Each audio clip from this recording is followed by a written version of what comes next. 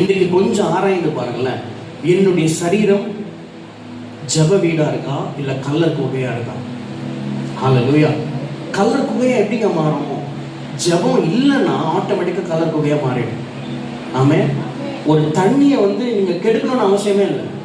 10 நாள் அப்படியே வச்சீங்கன்னா ஆட்டோமேட்டிக்கா கெட்டு போயிடும். உண்மையா இல்லையா?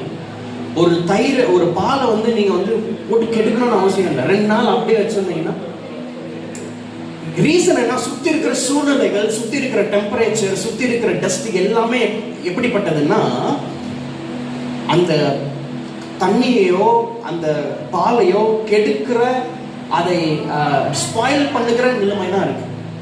அப்போ ஒரு மனுஷன் கவனிங்க, ஒரு மனிதன் அவன் ஜெப வீடாய் இல்ல ஜெபிக்கிற மனுஷனாய் இல்லைன்னா அவன் ஆட்டோமேட்டிக்கா என்னவா மாறுறான்னா கல்லருடைய.